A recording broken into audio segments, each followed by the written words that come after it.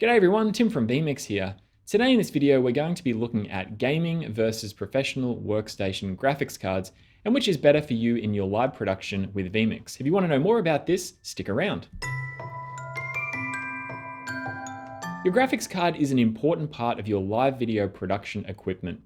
vMix heavily utilizes your GPU for processing your video and encoding your recordings and live streams. This makes vMix more powerful and reliable as it doesn't overwork your CPU. We always recommend a dedicated NVIDIA graphics card for your PC or your laptop. The reason we solely recommend NVIDIA cards is because their encoding capabilities are the best. If you've been looking around at GPUs, you may have noticed two types of NVIDIA cards. There are the gaming and consumer-focused cards under the GeForce name, and then you have the professional workstation cards. So the current GeForce cards here in 2021 are the RTX 3000 series based on the Ampere technology. As you can see here, I've got some 3060s, 3070s that we recommend for people in their productions and on our website in the reference systems section.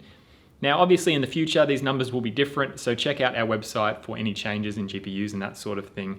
Now, we also still support things like the 1660, the 2000 series, the 1000 series as well, but we do recommend getting the latest and greatest cards because they do have higher processing capabilities and additional features that are great for vMix. However, you can always send us an email to see if your GPU, your NVIDIA GPU, is good for vMix. Now keep in mind, we also do not support SLI or dual graphics cards as well, so keep that in mind. The professional series NVIDIA cards used to be called Quadro.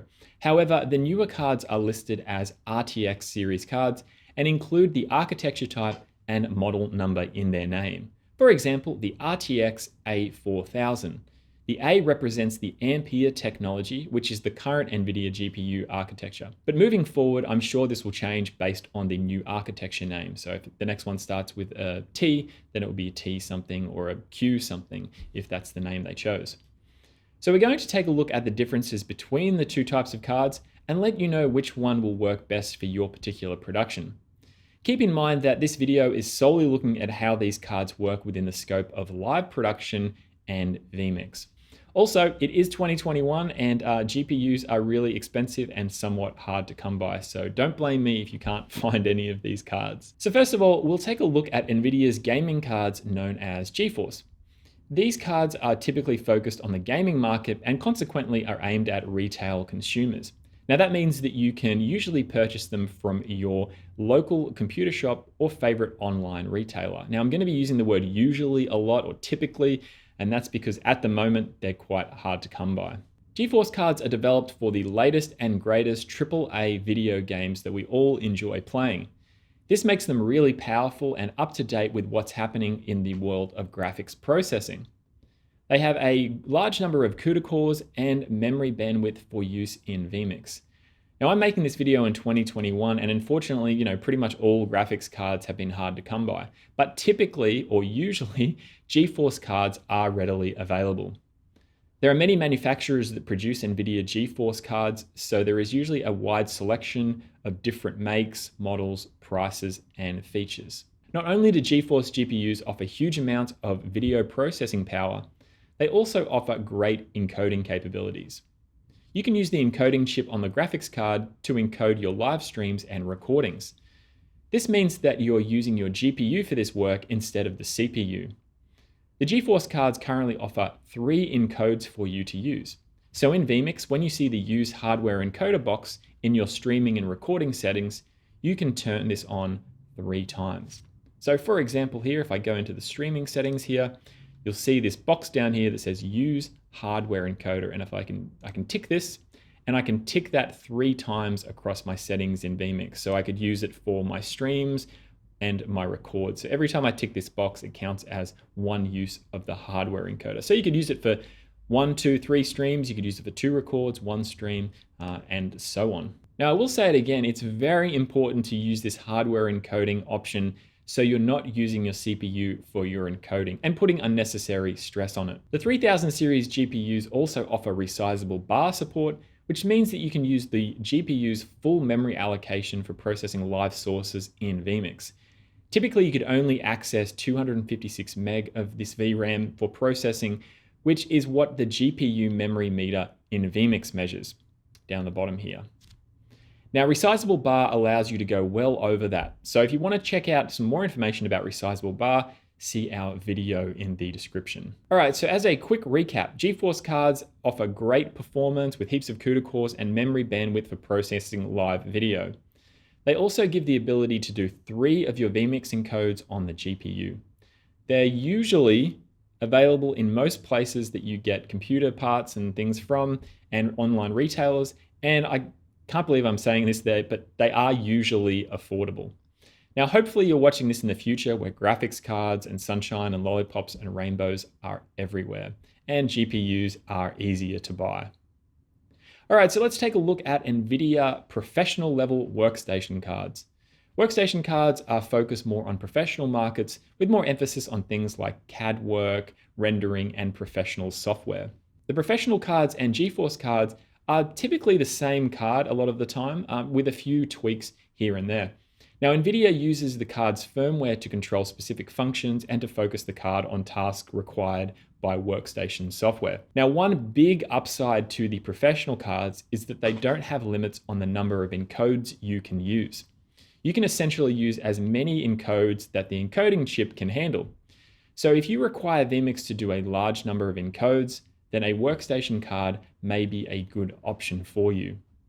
They are also optimized for workstation tasks. So if you are planning on, doing vMix and CAD work on the same machine, obviously not at the same time, then it might be beneficial for you as well. Or you might have some sort of work professional software that you need to be running as well. Now, the Ampere-based professional cards also support resizable bar, which, as we mentioned before, is a great plus for vMix.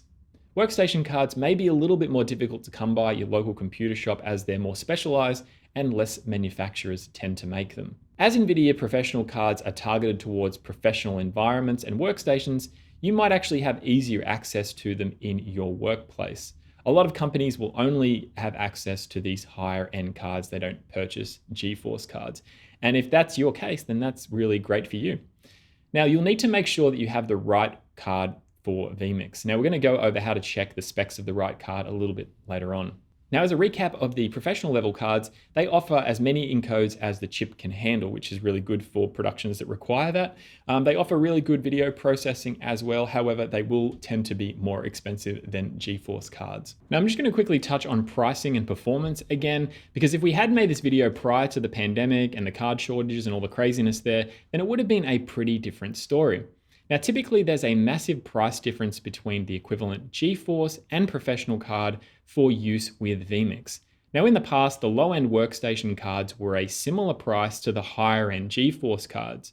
So people would just naturally compare the two because the pricing was the same. However, they wouldn't check to see the performance with vMix and see how that compared.